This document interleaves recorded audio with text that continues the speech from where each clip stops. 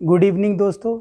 जैसे कि last class में हम लोग दक्षिण भारत के राज्य शुरू किए थे, तो दक्षिण भारत के राज्य के तहत दोस्तों हम लोगों ने देखे थे कि अब तक मौर्य काल से लेके दिल्ली सल्तनत तक कितने राजवंश आए थे दक्षिण भारत में। तो हम लोगों ने देखा था दोस्तों कि मौर्य काल के समय, जिस समय मौर्य काल था, तो उस समय दक्षिण भारत में चेर, चोल, पांड्य 3 राज थे। दोस्तों आप देखोगे तो आखिर सवाल यहाँ पर लास्ट क्लास में दोस्तों था कि दक्षिण भारत के राज्य जब हम लोग पढ़ रहे थे तो यहाँ पर चेर, चोल, पांड्य का जब बात हुआ था दोस्तों, तो आप सवाल यहाँ पर था कि इनके जानने का स्रोत क्या है। आप दोस्तों देखोगे कि इन लोगों को जानने का स्रोत क्या है। चेर है, चोल है और पांड्य है। तो पांड्य इन लोगों को बोला जाता है दोस्तों संगम काल। तो सवाल होता है कि संगम काल के तहत, संगम एज बोल लीजिए, संगम संस्कृति, संगम सभ्यता, इसके थ्रू हम लोग दोस्तों चेर, चोल और पांड्य का इतिहास जानेंगे। तो सबसे पहले जानेंगे दोस्तों कि संगम काल है क्या। तो आज का टॉपिक हमारा दोस्तों होगा संगम काल क्या था, और उसमें संगम का मतलब क्या है, और संगम का मतलब में क्या सिर्फ उत्तर भारत और दक्षिण भारत का संगम का बात है, या चेर, चोल, पांड्य राजाओं का संगम का बात है, या फिर तमिल कवियों का संगम का बात है। तो दोस्तों थोड़ा सा इसमें हम लोग देखेंगे। आपको पता होना चाहिए दोस्तों कि यूपीएससी का दोस्तों फेवरेट टॉपिक है संगम काल। आप दोस्तों देखोगे यूपीएससी का फेवरेट टॉपिक है दोस्तों संगम एज, संगम काल। और सवाल दोस्तों आप प्रीलिम्स और मेंस में भी इनसे सवाल पूछे गए हैं। तो आज हम लोग दोस्तों जानेंगे संगम काल कि यहाँ पर दोस्तों संगम का मतलब क्या है। पहला पॉइंट जानेंगे संगम का मतलब क्या है। क्या संगम का मतलब तमिल कवियों का संगम था। दूसरा पॉइंट, उत्तर भारत और दक्षिण भारत के संस्कृति का संगम था, क्योंकि दोस्तों यूपीएससी में पूछा है कि उत्तर भारत और दक्षिण भारत का संस्कृति का संगम था क्या संगम काल। फिर दोस्तों देखेंगे 3 राजाओं का संगम था क्या।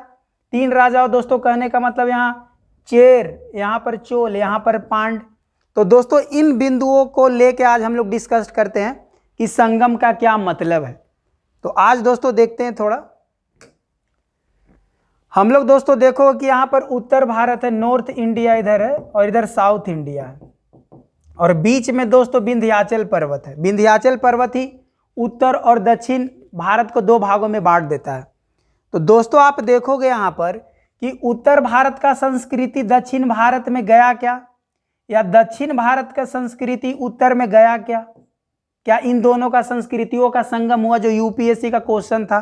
फिर सवाल दोस्तों आप देखेंगे, क्या चेर, चोल और पांड्य इन तीनों राजाओं में कोई लिंक था क्या। क्या तीनों के बीच में कैसा कोई संगम का कोई स्रोत दिखता है क्या। फिर दोस्तों असली संगम का मतलब जो हम लोग जानते हैं कि जो यहाँ पर जो संगम का बात हम लोग करते हैं, तो संगम का मतलब सामान्यतः दोस्तों होता है मिलन। मिलन कहने का मतलब होता है दोस्तों, ऐसे हम लोग जानते हैं कि गंगा, यमुना, सरस्वती का संगम इलाहाबाद में, मतलब 3 नदियों का मिलन है। गंगा, यमुना और सरस्वती 3 नदियों का मिलन है इलाहाबाद में, तो कहा जाता है कि नदियों का संगम है। तो यहाँ दोस्तों संगम का मतलब था तमिल कवियों का संगम। बहुत सारे तमिल के जितने भी कवि थे, और यहाँ पर क्या किए थे, संगम हुआ था। संगम का मतलब आप संगीति से भी मान सकते हो दोस्तों। संगीति जैसे हम लोग पढ़े थे बौद्ध संगीति और जैन संगीति, तो हम लोग देखे थे कि जब बौद्ध संगीति हुआ था तो बौद्ध में बहुत सारे बौद्ध अनुयायी, बौद्ध विद्वान और साथ ही साथ जितने भी मठाधीश थे सब इकट्ठा हुए थे। और इकट्ठा होने के बाद उन लोगों ने बौद्ध संगीति में 3 अलग अलग ग्रंथ का रचना किया था, जिसके तहत दोस्तों हम लोग देखे थे सूत पीटक, विनय पीटक, अभिधम्म पीटक। तो सवाल होता कि जब भी संगम होगा, अगर कवियों का संगम होगा तो कहीं ना कहीं कोई ग्रंथ और साहित्य का संकलन होगा। तो यहाँ पर दोस्तों संगम साहित्य में हम लोग देखेंगे कि तमिल कवियों का संगम हुआ था, और इस संगम के तहत अलग अलग ग्रंथ निकल के आए थे, और उस ग्रंथ के तहत ही हम लोग दोस्तों ये जो यहाँ पर चेर है और यहाँ पर चोल है और यहाँ पर पांड्य है, इन तीनों का इतिहास दोस्तों हम लोग जानेंगे। तो सबसे पहले जानेंगे कि संगम साहित्य में कितने कवि भाग लिए, कितने राजाओं ने संरक्षण दिया, कितने वर्षों तक चला, कितने सारे ग्रंथ का और साहित्य का संकलन हुआ। तो संगम के बारे में थोड़ा देखेंगे दोस्तों। तो आज सबसे पहले थोड़ा स्लाइड के माध्यम से देखने का कोशिश करेंगे दोस्तों। तो यहाँ पर दोस्तों आप देखोगे कि दक्षिण भारत में संगम काल, क्यों दोस्तों? क्योंकि संगम काल के थ्रू ही हम लोग चेर और चोल और पांड्य का इतिहास जानेंगे। तो सबसे पहले संगम साहित्य देखते हैं क्या है, उसके बाद इसमें थोड़ा सा आते हैं दोस्तों। तो आप दोस्तों आओगे, हाँ यहाँ पर है कि संगम युग या संगम संस्कृति या संगम सभ्यता, इसका मतलब क्या होता है दोस्तों? तो यहाँ पर दोस्तों या तो मिलन या तो संघ, मतलब बहुत सारे तमिल कवियों का संघ, संघ बोल लो दोस्तों, समूह बोल लो, ग्रुप बोल लो, गोष्ठी बोल लो, परिषद बोल लो, सम्मेलन बोल लो, सभा बोलो, संगीति, जैसे बौद्ध और जैन संगीति हुआ था। और जब भी अगर दोस्तों संगम होगा, संगीति होगा, सम्मेलन होगा और खास करके कवियों का सम्मेलन होगा, तो कहीं ना कहीं कवियों का सम्मेलन होगा तो नए नए ग्रंथ निकल के आएंगे। तो अभी दोस्तों देखेंगे संगम साहित्य में कितने सारे ग्रंथ निकल के आए, 3 टोटल सम्मेलन हुआ था। उसके थ्रू आप जैसे आप देखोगे तोल्कापियम बहुत ही फेमस ग्रंथ है दोस्तों, जहां से पूछा जाता शिल्पाधिकारम, मणिमेकले, बहुत सारे भी ग्रंथ हम लोग देखेंगे। फिर है सवाल यहाँ पर दोस्तों एग्जाम्पल है कि जैसे यमुना, गंगा और सरस्वती का संगम, या फिर 2 संस्कृतियों का संगम, यहाँ पर उत्तर भारत और दक्षिण भारत संस्कृतियों का संगम, या फिर 3 राजवंशों का संगम, चेर, चोल और पांड्य। तो दोस्तों ये हमारा सवाल है। पहले आज देखते हैं कि संगम साहित्य में और क्या। सबसे ज़्यादा प्रीलिम्स में भी दोस्तों इससे बहुत सारे सवाल आते हैं और अक्सर लोगों को लगता है कि संगम साहित्य बहुत ही लेंदी टॉपिक है, लेकिन बहुत ही इंटरेस्टिंग है दोस्तों। आप इसको अगर ध्यान और सीरियसली दे के पढ़ोगे तो बहुत पढ़ने में मज़ा आएगा। तो आप सबसे पहले देखो दक्षिण भारत इतिहास का संगम। तो सबसे पहले दोस्तों हम लोग जानेंगे कि संगम साहित्य का जानने का स्रोत क्या है। तो सबसे पहला पॉइंट में है कि संगम साहित्य अगर हम लोग पढ़ना चाह रहे हैं तो संगम साहित्य में अगर हम लोग देखें कि यहाँ पर मान ले चेर है, यहाँ पर चोल है और यहाँ पर दोस्तों पांड्य है, तो आखिर हम दक्षिण भारत के राज्य के जानने के स्रोत क्या है? तो संगम साहित्य तो है ही। संगम साहित्य के माध्यम से क्या संगम साहित्य के अलावा कोई ऐसा सोर्स है जिसके माध्यम से हम लोग चेर, चोल और पांड्य के बारे में जान सकते हैं, दक्षिण भारत के राज्य के बारे में जान सकते हैं? तो दोस्तों यहां से सबसे पहला सवाल आप देखोगे कि ऋग्वेद में इसका दोस्तों दक्षिणा पद का उल्लेख है। ऋग्वेद में दक्षिणा पद कहने का मतलब कि अपना जो दक्षिण के साइड में पैर होना। तो दोस्तों कहने का मतलब कि अगर उत्तर भारत में यहाँ पर आप देखो कि ऋग्वेद का विकास हुआ है, वैदिक संस्कृति का विकास हुआ, तो दक्षिण की ओर पैर करने का मतलब दोस्तों यहाँ पर बात हो रहा है चेर, चोल और पांड्य की, मतलब दक्षिण का बात हो रहा है।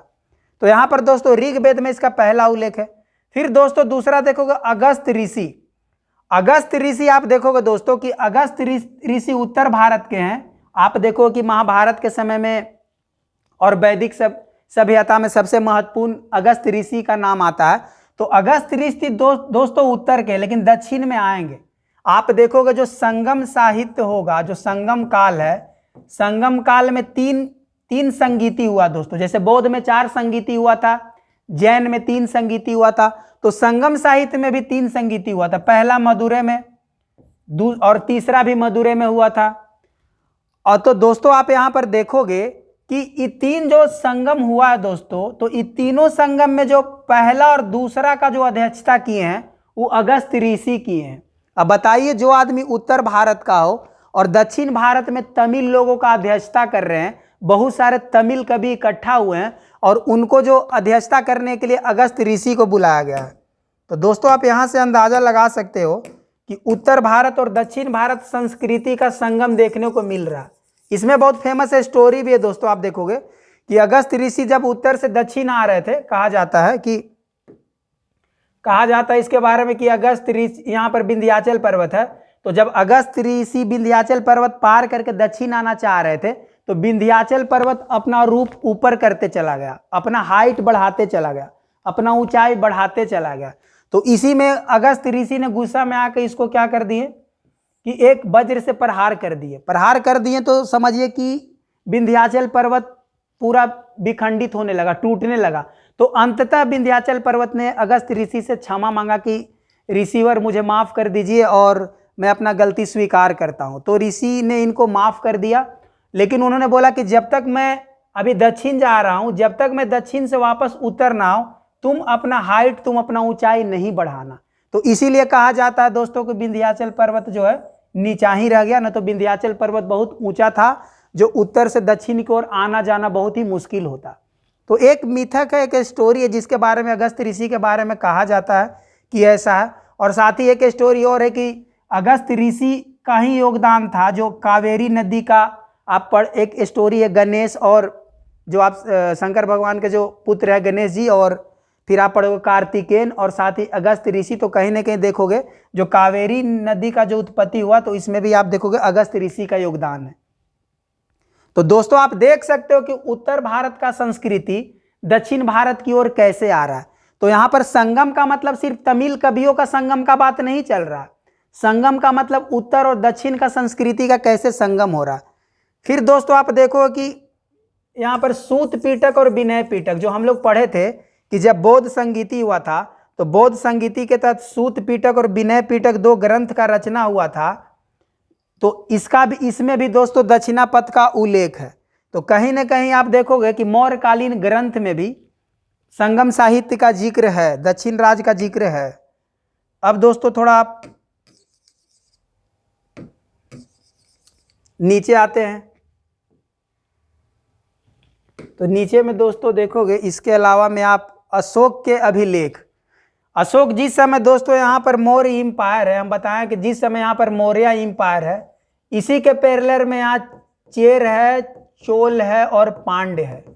तो दोस्तों यहाँ पर आप देखोगे कि अशोक का अभिलेख में चोल, चेर और पांड्य का उल्लेख है। इन्होंने यूज किया केरला पुत, इनका जो आप अभिलेख देखोगे दोस्तों, इसमें केरला पुत का यहाँ पर दोस्तों जिक्र है। केरला पुत्र जनरली चेर के लिए यूज हुआ, केरला पुत्र तो चेर के लिए यूज हुआ। तो यहाँ पर चेर, चोल और पांड्य का उल्लेख दोस्तों आपको अशोक के अभिलेख में भी दिख जाएगा, शिलालेख नंबर 2 और 13 में। तो दोस्तों कहीं ना कहीं आप देखोगे कि दक्षिण भारत का जो सोर्स है, जो कहीं ना कहीं चेर चोल राज्यों का सोर्स है, आप उत्तर भारत में देख रहे हो। तो यहाँ से भी दोस्तों प्रीलिम्स के लिए, तो अभी जितने सारे फैक्ट बता रहे दोस्तों, प्रीलिम्स के लिए बहुत ही इंपॉर्टेंट है। इसके अलावा कहा गया है कि खारवेल जो चेदी वंश का राजा था, जो हम लोग पढ़े थे, कलिंग का जो राजा था, तो इसका जो हाथी गुफा अभिलेख में भी दोस्तों जिक्र है। इसमें कहा गया है कि आप देखोगे यहाँ कलिंग का जो राजा है, ये अपने आप को कहता है कि इन्होंने चेर, चोल और पांड्य पर विजय हासिल किया था, ऐसा कहा जाता है हाथी गुफा अभिलेख में। लेकिन कुछ इतिहासकारों का मानना है कि अतिशयोक्ति है, ऐसा नहीं हो सकता, उस समय इतना दुर्गम क्षेत्र में चेर, चोल, पांड्य पर विजय करना थोड़ा मुश्किल था। लेकिन कहीं ना कहीं कलिंग का जो खारवेल जो स्तो है, उसमें आप खारवेल अभिलेख में इसका जिक्र है।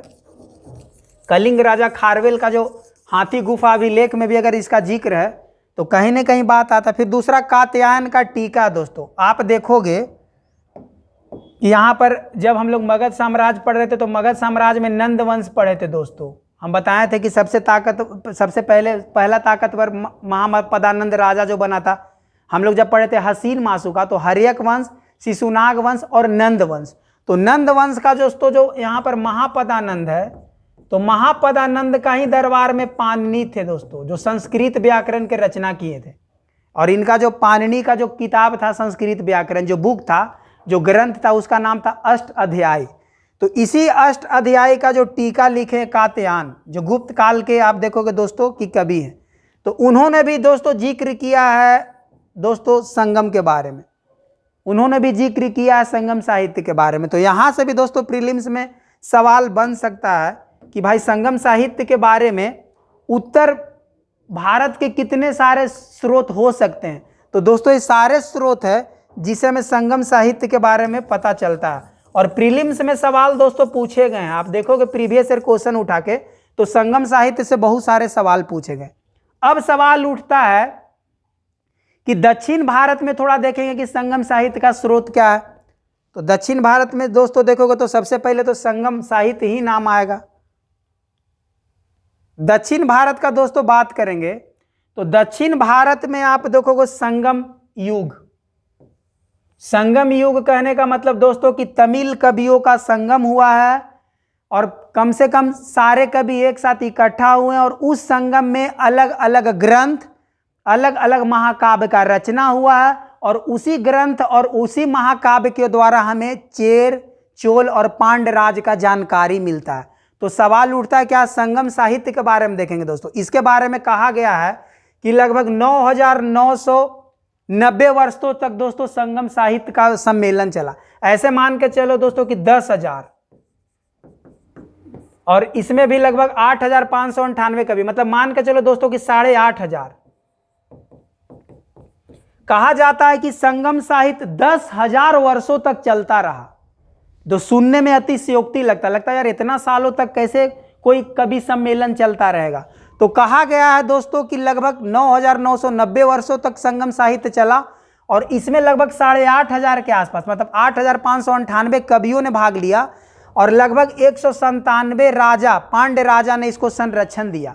संरक्षण कहने का मतलब दोस्तों कि सारे कवि जब मदुरै में इकट्ठा हुए, उस समय पांड्य राज का राजधानी मदुरै था, तो मदुरै में सारे कवि इकट्ठा हुए तमिल लगभग 8,500 के आसपास और उन लोग का जो सम्मेलन लगातार चलते रहा, पीढ़ी दर पीढ़ी, जनरेशन दर जनरेशन, मतलब बहुत लंबा पीरियड तक चला।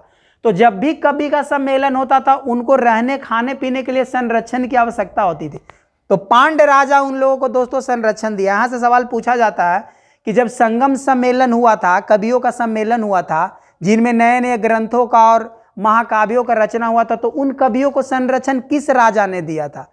तो दोस्तों उस राजा का नाम था पांड्य राजा ने दिया था। तो यहाँ से साफ पता चलता है दोस्तों कि अभी जो हम लोग देखें कि यहाँ चेर, यहाँ पर चोल, यहाँ पर पांड्य, तो पांड्य का जिक्र आ गया, किसमें आ गया? तो संगम साहित्य में आ गया। तो इससे पता चलता है कि चेर, चोल, पांड्य जानने के लिए संगम साहित्य जानना जरूरी है।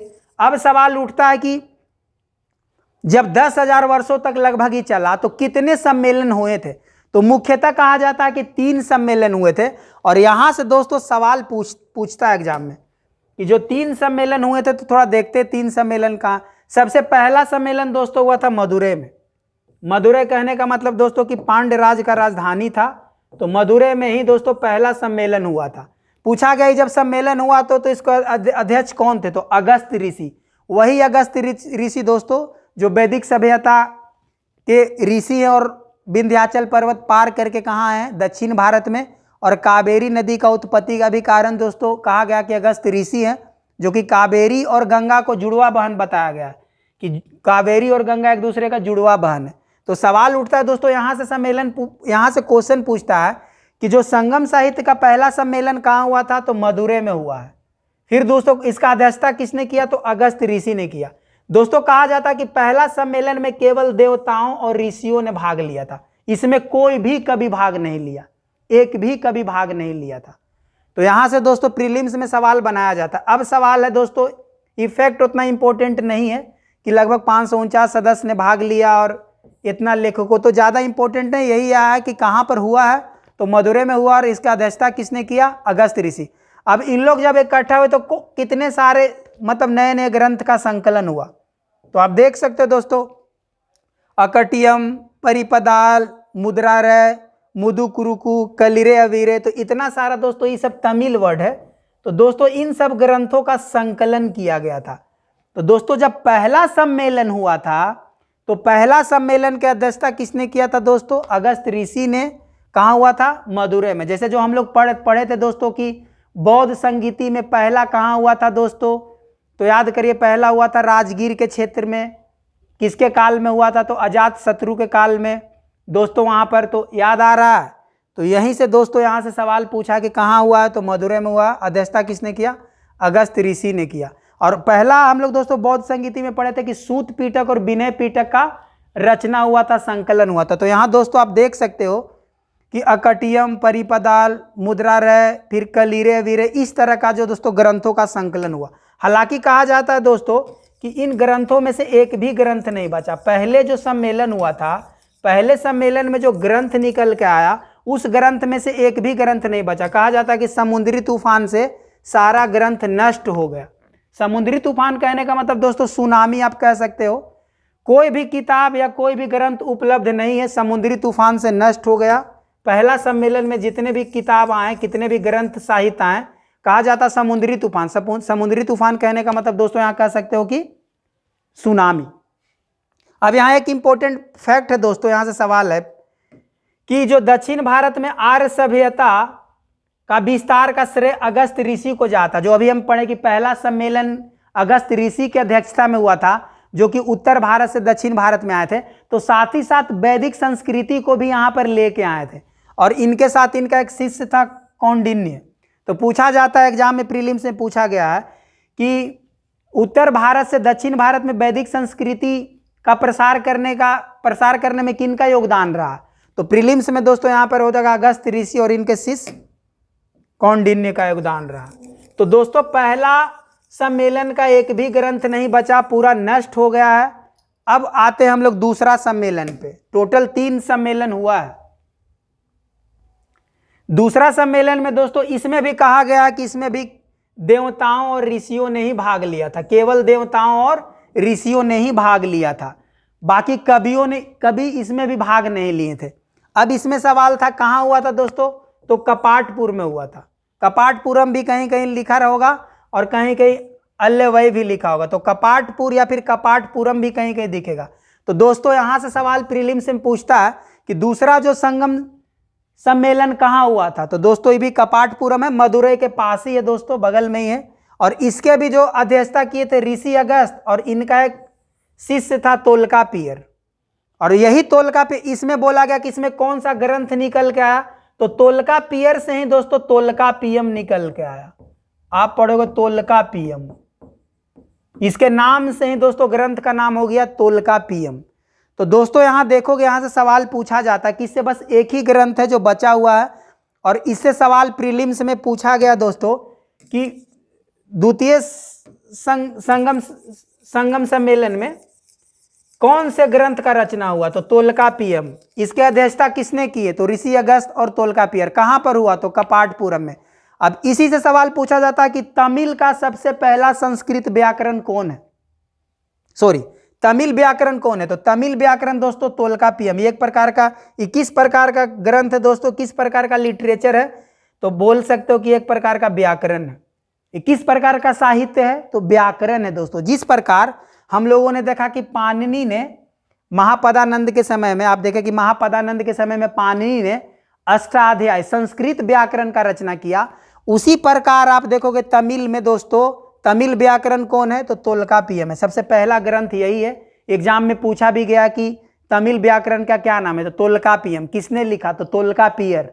किस संगम सम्मेलन में इसका संकलन किया गया, तो द्वितीय सम्मेलन में। कहाँ हुआ था, तो कपाटपुरम में। इसकी अध्यक्षता किसने की है, तो ऋषि अगस्त और तोलकापियर।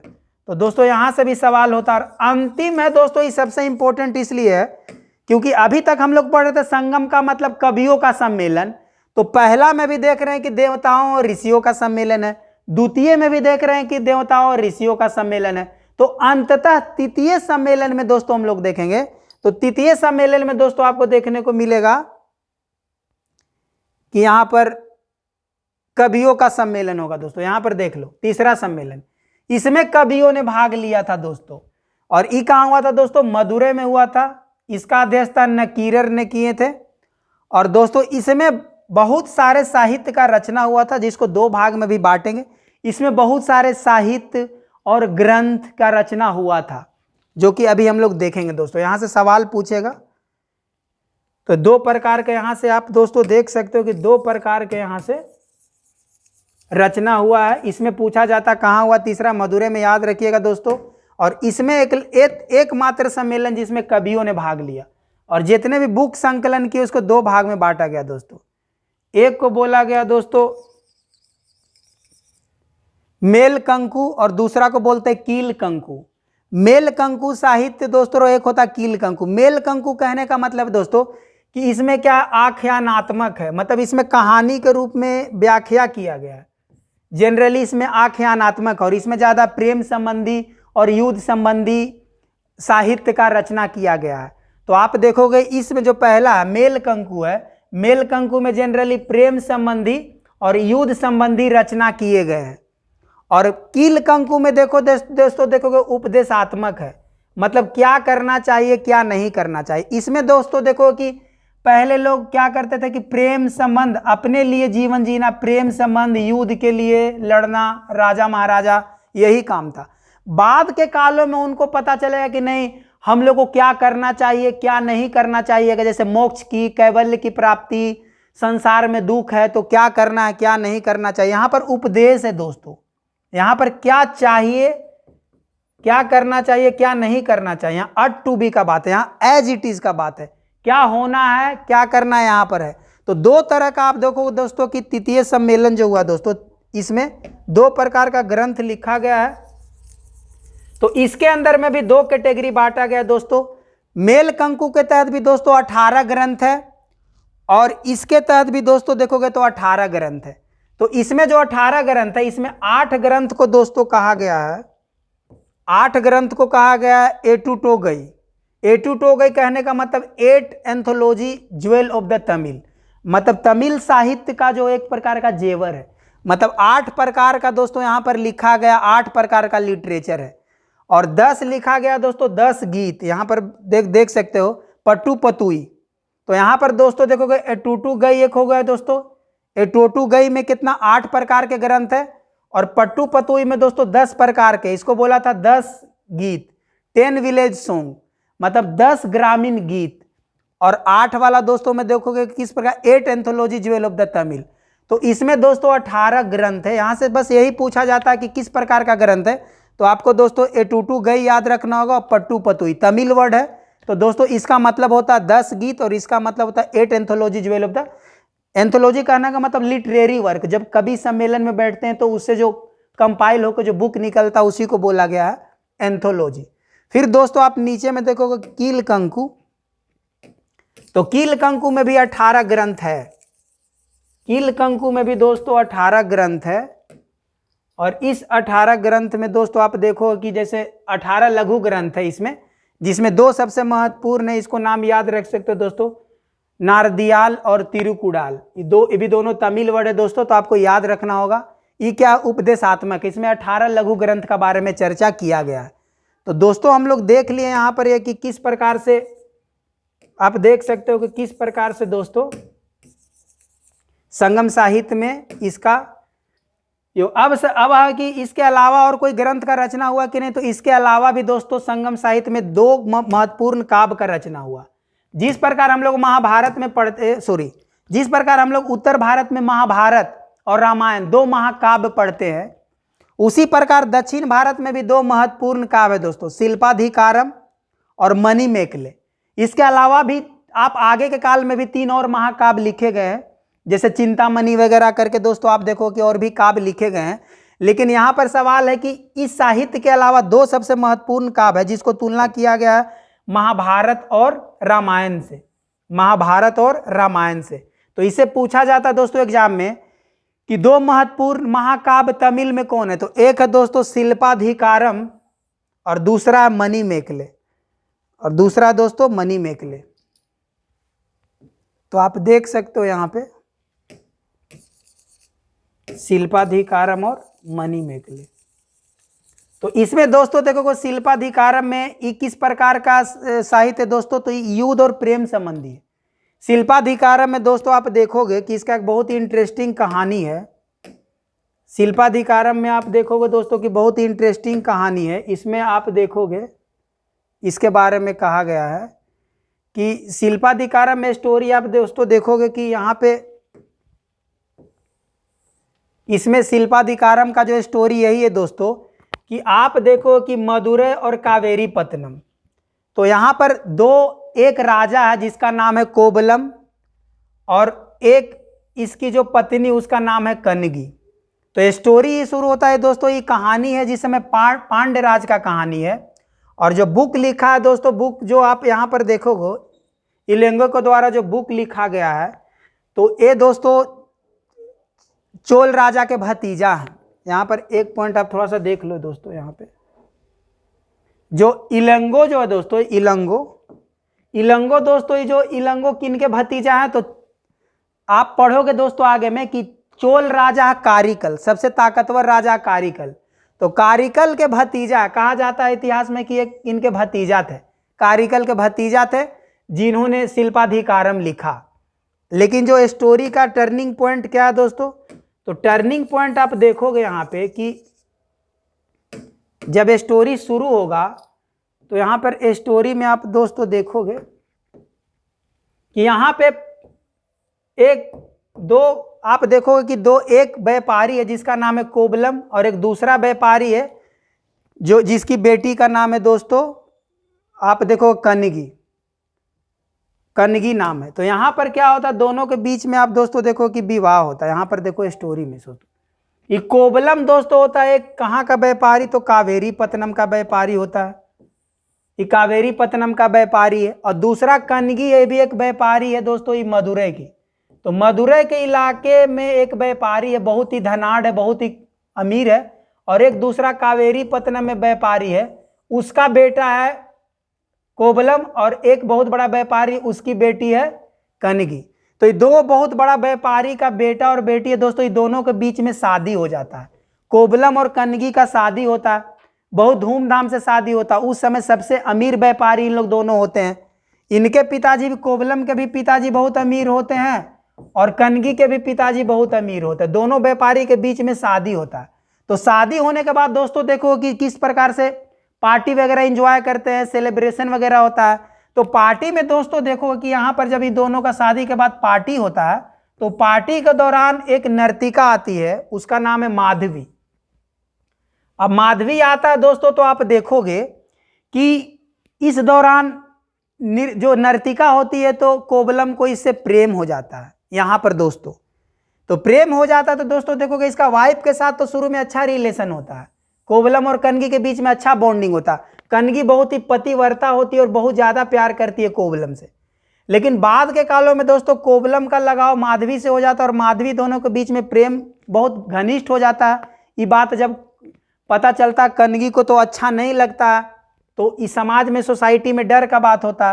तो बाद में दोस्तों देखो कि माधवी जो होता है, इनका जो बिजनेस पे ध्यान कम होता है और पूरा का पूरा धन संपत्ति दोस्तों माधवी में खर्चा कर देते हैं कोबलम।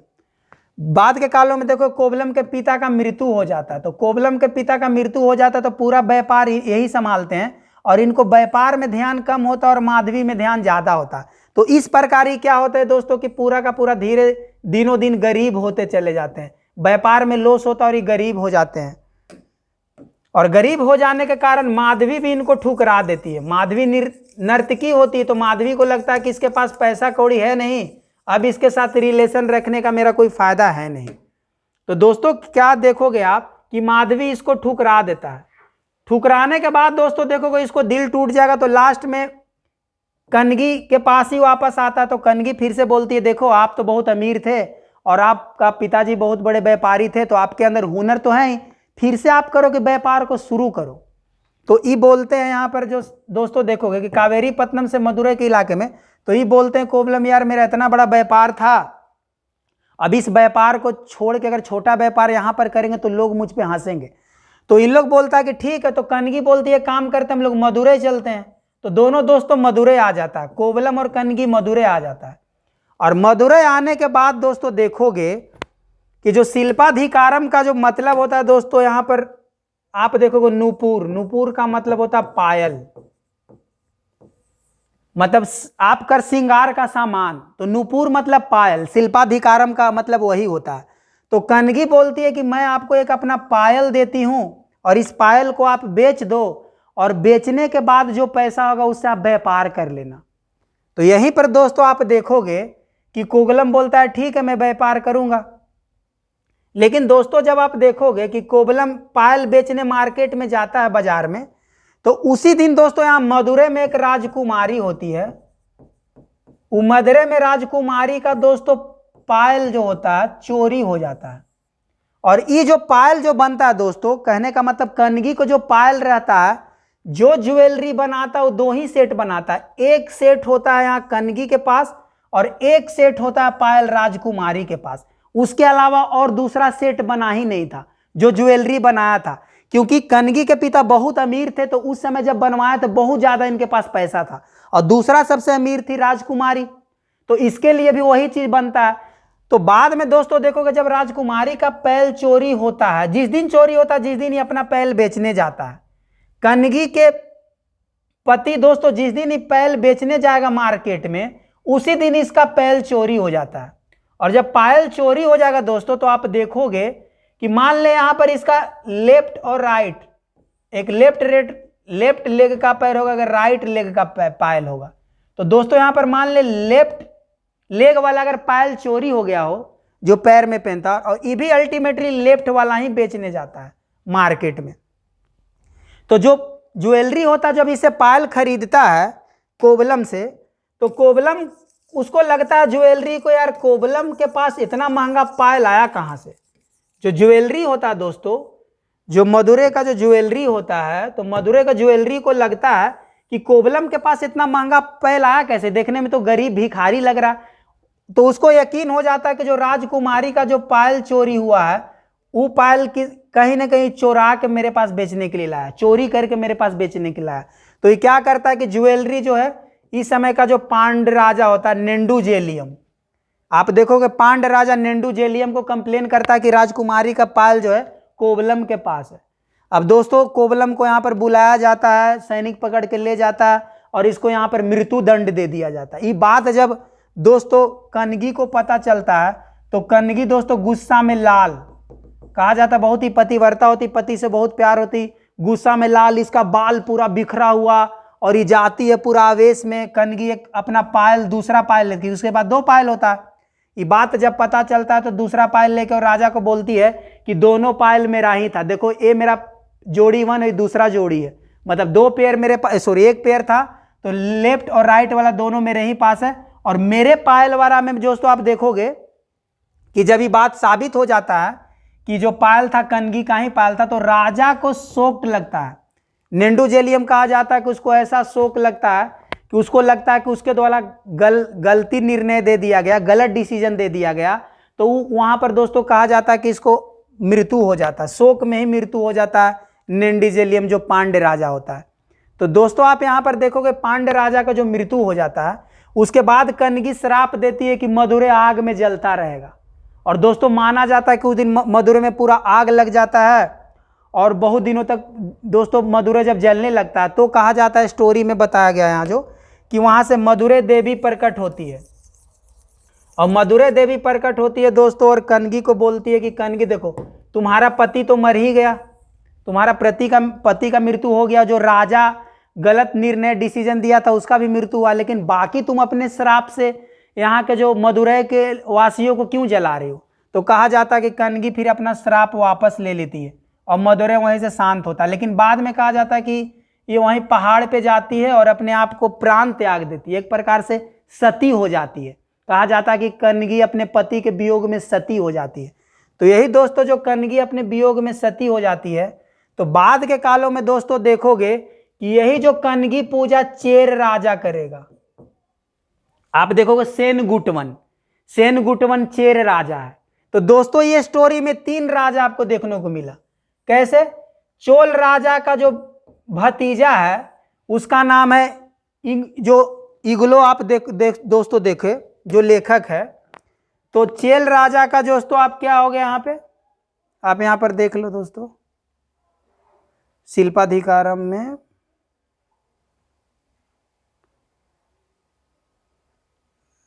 कविवन, यहाँ दोस्तों इलंगो। तो इलंगो दोस्तों यहां पर आप देखोगे तो इलंगो क्या है, इलंगो है चोल राजा का भतीजा। और इसी से आप देखोगे पांड राजा का गलती से अपना गलत निर्णय के कारण पांड राजा का मृत्यु हो गया। तो यही साहित्य से जुड़ा हुआ। और देखोगे चेर राजा सेनगुटवन है जो दोस्तों कनगी पूजा को शुरू करता है, सती पूजा मतलब महिलाओं को पूजा को शुरू करता है। तो यहाँ पर चोल राजा कारिकल और पांड राजा नेंदुजेलियम और आपका चेर राजा सेनगुटवन, तीनों दोस्तों एक ही साहित्य से जुड़ा हुआ है। तो यहां से आप कह सकते हो संगम साहित्य, तीनों राजाओं का दोस्तों एक साहित्य में जिक्र है, एक ही साहित्य में तीनों राजाओं का जिक्र है। आप दोस्तों देख सकते हो, क्योंकि अभी हम बताएं कि यहाँ पर शिल्पाधिकारम में जो इलंगो है, इलंगो दोस्तों चोल राजा किसका, चोल राजा कारिकल का भतीजा है। और जस्ट नीचे में अभी हम लोग देखें कि इसके कारण नेंडुजेलियम जो कोवलम को गलत निर्णय देने के कारण, इसको मृत्युदंड देने के कारण अपने आप को एक तरह से आत्महत्या कर लेता है, जो पांड्य राजा है। और बाद में दोस्तों ये कन्गी को पूजा करने के लिए कन्गी पूजा का शुरुआत करता है दोस्तों सेनगुटवन। यहाँ पर देखोगे इसे कन्गी पूजा भी कहा जाता है, क्योंकि महिलाओं को पूजा, सती पूजा, कन्गी पूजा का शुरुआत सेनगुटवन किया है, जो कि एक चेर राजा है। तो चोल राजा, चेर राजा और दोस्तों पांड्य राजा का स्टोरी आप देखें तो दोस्तों पहला स्टोरी के बाद आप देखोगे कि पहला साहित्य से ही रिलेटेड है दूसरा साहित्य। जो पहला साहित्य हम लोग दोस्तों शिल्पाधिकारम देखें, तो दूसरा स्टोरी है दोस्तों मणिमेखले। तो मणिमेखले दोस्तों पहला साहित्य का ही अगला भाग है। कहा जाता है कि शिल्पाधिकारम का जुड़वा बहन है मणिमेखले। तो वो कैसे?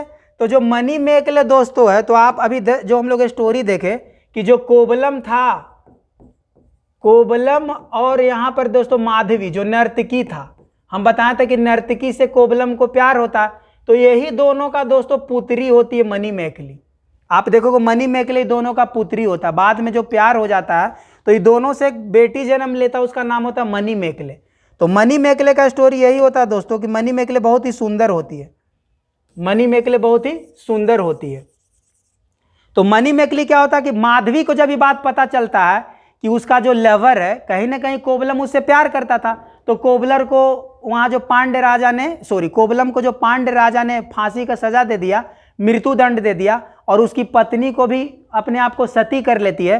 तो ये बात सुन के दोस्तों माधवी को बहुत बुरा लगता है, माधवी को बहुत बुरा लगता है। और माधवी बाद में दोस्तों आप देखो कि बौद्ध धर्म अपना लेती है, अपने आप को बौद्ध भिक्षुनु बन जाती है माधवी। तो माधवी को लगता है कि सब प्यार मोहब्बत और जो युद्ध वगैरह ये सब बेकार का चीज़ है, तो उसको अब चाहिए मोक्ष, कैवल्य, निर्वाण। तो उसको लगता है कि ये सब गलत है, अब हमें जो शांति चाहिए, संसार में दुख ही दुख है। तो माधवी दोस्तों बौद्ध भिक्षुनी बन जाती है। तो इसी प्रकार दोस्तों जो मणिमेखली है, मणिमेखली को एक राजा उदय कुमार से प्यार हो जाता है। तो राजा उदय कुमार और मणिमेखली के बीच में प्यार हो जाता है। तो बाद में उदय कुमार भी दोस्तों मणिमेखली से शादी करना चाहता है। तो मणिमेखले को दोस्तों यही बात लगता है कि सब प्यार मोहब्बत बेकार का चीज है। तो ये भी अपना माँ से प्रभावित होकर दोस्तों बाद में देखेगा कि मणिमेखली भी बौद्ध भिक्षुनु हो जाती है, बौद्ध भिक्षुनु बन जाती है। तो दोस्तों देखो कि पहला जो हम स्टोरी बताएं शिल्पाधिकारम, और दूसरा स्टोरी जो बताएं मणिमेखले। तो शिल्पाधिकारम के राइटर इलंगो देखें और मणिमेखले का शीतले सतनार है। तो दोस्तों दोनों एक दूसरे से लिंक है। अब सवाल है कि क्या इसका भारत के साहित्य से कैसे लिंक है? तो देखोगे दोस्तों कि वैदिक काल में दोस्तों उस समय आप देखो कि अत्यधिक लोग भौतिक सुख के कामना करते थे, यज्ञ करो, कर्मकांड करो, पूजा करो। तो उत्तर वैदिक काल में दोस्तों आप देखोगे कि भौतिक सुख को और लोग ज्यादा आकर्षित होते थे। लेकिन बाद के कालों में दोस्तों देखोगे 600 BC आते आते उत्तर वैदिक काल में, तो जब बौद्ध धर्म, जैन धर्म और उपनिषद आएगा, तो उपनिषद में सबसे पहले मोक्ष की अवधारणा आएगा, फिर बौद्ध में दोस्तों आप निर्वाण की अवधारणा आएगा, जैन में कैवल्य की अवधारणा आएगा। तो बाद के कालों में दोस्तों लोगों प्रेम से दूर होते चले जाते और शांति की ओर आते, मोक्ष की ओर आते। तो सेम स्टोरी यहाँ पर मणिमेखले होगा। पहला जो है शिल्पाधिकारम दोस्तों देखो कहीं ना कहीं उत्तर वैदिक ऋग वैदिक काल से आप देखो कि लिंक है, जबकि इसको दोस्तों देखोगे मणिमेखले को कि बाद के कालों में 600 BC के बाद उपनिषद से गाइडेड है, उत्तर वैदिक काल के बाद में। तो दोस्तों यहाँ आप देख सकते हो इससे। तो ये बहुत ही इंपॉर्टेंट फैक्ट था दोस्तों। इसके अलावा आप देखोगे ये जो स्टोरी तो हम बता दिए, फिर इसके अलावा आप देख लो दोस्तों माधवी बौद्ध भिक्षुनी बन जाती है। और राजा उदय कुमार से दोस्तों देखोगे कि राजा उदय कुमार भी लास्ट में मणिमेखले से शादी नहीं हो पाता, क्योंकि मणिमेखले भी बौद्ध भिक्षुनु बन जाती है। तो दो बहुत ही महत्वपूर्ण काव्य था दोस्तों, और इसका तुलना किया जाता ट्रोजन वार। आप देखो कि ग्रीक में एक राइटर है होमर, ग्रीक का एक राइटर है। ग्रीक लिटरेचर में दोस्तों देखो कि होमर एक बहुत बड़ा ही, आप यहां देखोगे, हाँ होमर एक ग्रीक राइटर है। इसका एक एलियड एक उपन्यास है, एक लिटरेचर, उसमें जो ट्रोजन वार का स्टोरी है एक्लीज के बारे में, तो कहा गया है कि एक प्रकार का ये भी क्या है, एलियड है। तो पहला जो तुलना किया गया है कि जो तमिल ग्रंथ जो शिल्पाधिकारम जो है वो जो ग्रीक का सबसे महत्वपूर्ण जो महाकाव्य है एलियड के तुलना किया गया इसको दोस्तों। तो आप देख सकते हो कि एलियड का तुलना किया गया। और दूसरा ग्रंथ को तुलना किया गया होमर का ही एक ग्रंथ है, होमर का ही दोस्तों एक ग्रंथ है ओडिसी। आप दूसरा देखो मणिमेकले, मणिमेकले दोस्तों ये दूसरा तमिल ग्रंथ है, इसको ग्रीक का एक जो तमिल ग्रंथ है दोस्तों उसका नाम है ओडिसी, इससे तुलना किया गया है।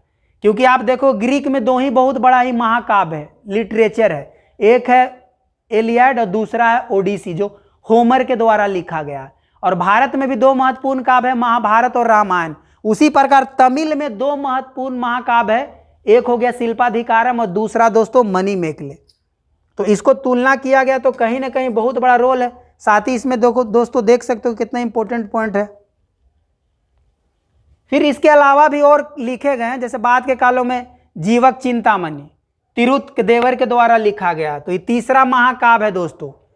तो इसमें भी दोस्तों इसमें कहा गया कि तिरुत्देवर पहले एक चोल राजकुमार होता था, बाद में क्या हुआ कि इसको प्रेम और युद्ध का अच्छा कला में माहिर था, तो बाद में अपने आप को कवि के रूप में ढाल लेता है। तो जीवक चिंतामणि तिरुत्देवर के द्वारा लिखा गया है, तो ये तीसरा महाकाव्य है दोस्तों। और एक है वलयपति और कुंडलकेशी, ये दोनों अभी तमिल साहित्य जो उपलब्ध नहीं है। ये दोस्तों दोनों, ये भी तो टोटल 5 हम लोग देख लिए कि 5 महाकाव्य है, जिसमें 2 बहुत ही महत्वपूर्ण है, शिल्पाधिकारम और मणिमेकले। बाकी जीवक चिंतामणि उतना महत्वपूर्ण नहीं है, और वलयवती और कुंडलकेशी तो है ही नहीं। तो दोस्तों आप देख सकते हो कि संगम साहित्य में कितने सारे लिटरेचर का विकास हुआ दोस्तों। तो आज के लिए हम लोग इतना ही देख सकते हैं, इसको थोड़ा सा एक बार रिवीजन करवा देते हैं दोस्तों। इसका रिवीजन में आप यही देख सकते हो कि सबसे पहले संगम साहित्य हम लोगों ने पढ़ा कि संगम साहित्य क्या है, संगम का मतलब क्या था। फिर देखे कि संगम साहित्य के बारे में जानने का स्रोत क्या था। तो स्रोत में हम देखे उत्तर भारत में, तो उत्तर भारत के तहत देखे कि ऋग्वेद वगैरह देखे, अशोक का अभिलेख वगैरह देखे, फिर देखे हाथी गुफा अभिलेख खारवेल वगैरह का भी देखे, फिर सूत पिटक विनय पिटक देखे। फिर देखे कि इसके अलावा दक्षिण भारत में क्या शोर था।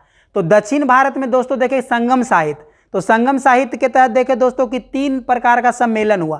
पहला सम्मेलन जिसके तहत उसका कोई भी एविडेंसेस नहीं, दूसरा सम्मेलन में तोल्कापियर जो एक तमिल व्याकरण था, और तृतीय सम्मेलन में दोस्तों देखे कि हम लोग 2 प्रकार के, एक मेल कंकु और एक दोस्तों कील कंकु का विकास हुआ। उसके तहत बाद में हम लोग देखे कितने सारे और महाकाव्य आए। तो महाकाव्य के तहत देखो शिल्पाधिकारम देखे और दोस्तों मणिमेकले देखे, और साथ में बाद में चिंतामणि वगैरह देखे।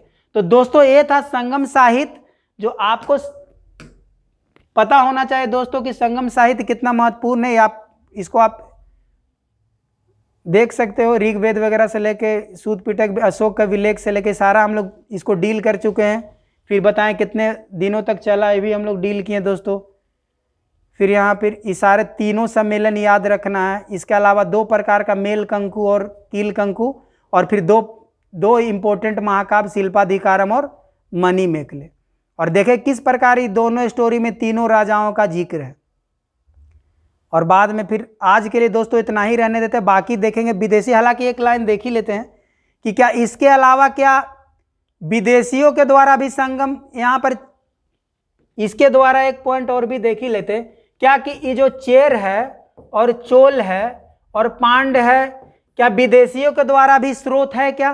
तो देखोगे मेगास्थनीज ने पांड के बारे में डील किया है कि जो वहां पर मोतियों का और मनियों का दोस्तों व्यापार होता था, और मातृसत्तात्मक का बात किया। तो देखोगे मेगास्थनीज पांड राजा का जिक्र किया है। प्लिनी वगैरह, प्लिनी का नेचुरल हिस्ट्री का में भी दोस्तों रोमन व्यापार के बारे में जिक्र है। टोलमी का भी भारत का भूगोल में भी रोमन व्यापार का दोस्तों चेर चोल पांड का जिक्र है। स्ट्रेबो ने भी किया है। तो आप देखोगे कि रोमन व्यापार में यूनानी लोगों ने जिक्र किया है चेर चोल पांड का, जिसमें मेगास्थनीज का नाम आएगा, प्लिनी का नाम आएगा, टोलमी का और स्ट्रेबो आएगा।